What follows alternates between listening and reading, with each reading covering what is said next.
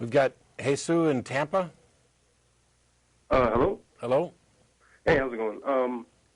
Basically, one of the things I want to ask about, I mean, Matt, you know a lot more about the Bible than I do.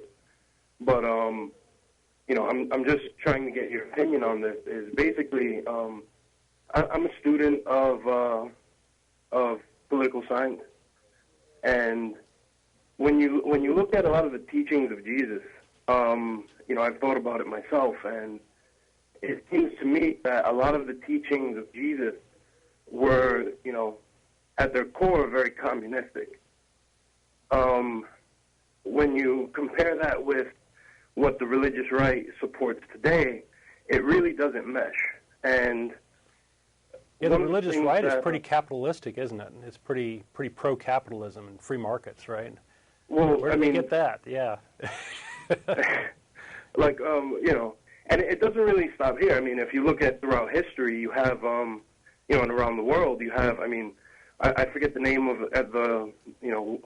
the Saudi kings, they're creating their, classical liberal, utopia out in the Middle East. And, you look at, the feudalistic systems of Europe. You look at, the Knights Templar and, creating the first international banking system.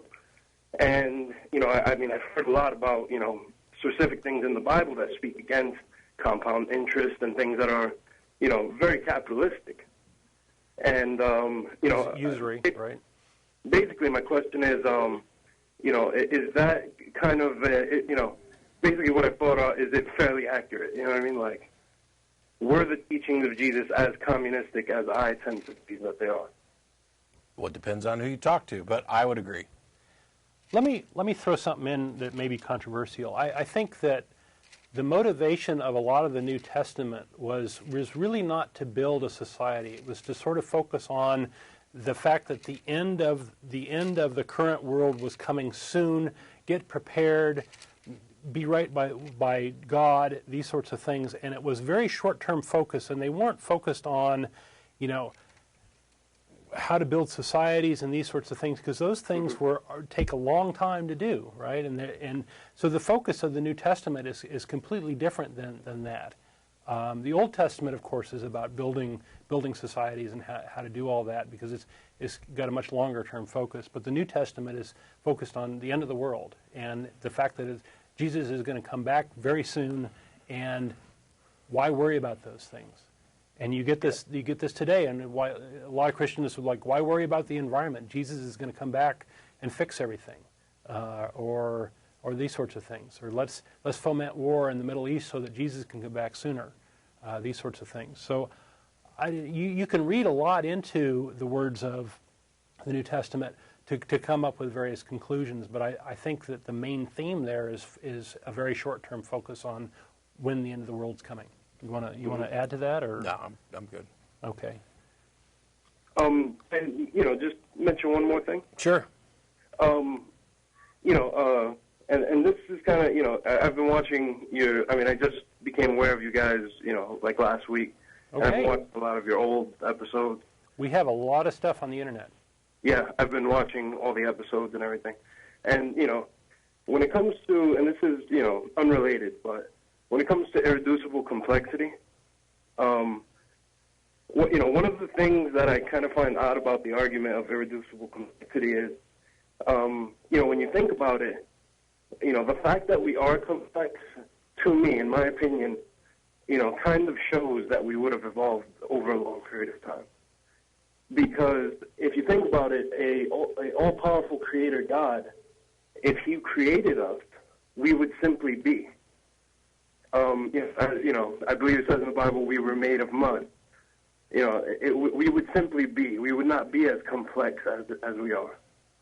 Well, depending on what stripe of Christianity you are, you might believe that the universe is 6,000 to 10,000 years old, and so you're forced into explaining how all this complexity came about so quickly, right? I don't buy that particular point, because it implies that if there was some God, that he couldn't make something that is just as complex as things are right now, and that's it's contradictory. There's no reason, justification for your assumption that if God was going to create everything, he would create it less complex than what it is now. I agree that the complexity is a testament to what we know and understand about how evolution works, that you begin with simple things and they begin to build. But complexity is a kind of a misused term anyway, but to imply that if God made us out of mud, okay, if he literally put together mud, then obviously we'd just be mud. But the implication in Genesis is that he created what we see now and just happened to use these tools. So it would be wrong to imply that God would somehow not be capable of or not want to create something that was as complex as we are. Okay, fair enough. Thank you. I appreciate the show. Sure, right. Thanks a lot. Thanks for calling. Bye. Whoops. Bye. I heard your bye. We've got Joanne in Orlando. Yes, hi. Hi, how are you? I'm doing pretty good. This is my first time listening to your show. Welcome. It's very good. But, I mean, as you were talking earlier about a lot of the acts that were committed due to Christianity, I mean, it's almost like you're generalizing. There are many good Christians, as well as Muslims and other faiths as well, who live their lives on a daily basis doing good acts, There are others. a lot of well-intentioned, wonderful people who happen to be Christians. Yes, but how do you get from that to these systematic moral failures of genocides and persecution and these sorts of things? Well, wouldn't that still kind of fall under free will? The fact that everyone can make whatever action that they want to? Well, there's a difference, and this is something that I kind of alluded to when we had a caller talk about, could you get from atheism to, these evil acts.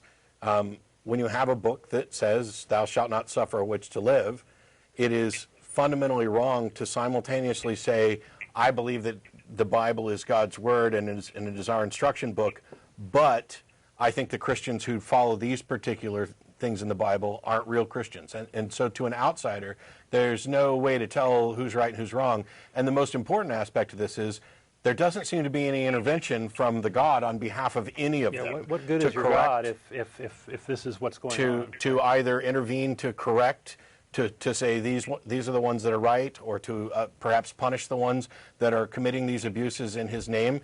To an outside observer, it's exactly what we'd expect if there is no God and people are simply using these claims of gods in order to justify doing whatever the heck they want. But, I mean, isn't it also true, though, I mean, in the New Testament, when Jesus dies and commits the ultimate sacrifice, a lot of these laws that were in effect during the Old Testament were bypassed. They were dropped because we learned the New Testament. The sacrificial laws, traditionally within Orthodox Christianity, it's the sacrificial laws that were eliminated by the sacrifice, not the moral laws. Are you implying that the Ten Commandments are null and void? Well, no, definitely not. That carried over. I mean, but Jesus states that to follow the Ten Commandments. And right. The number one, of course, is to love thy neighbor, as... Actually, no, that's not number one. Number one is thou shalt have no other gods before me.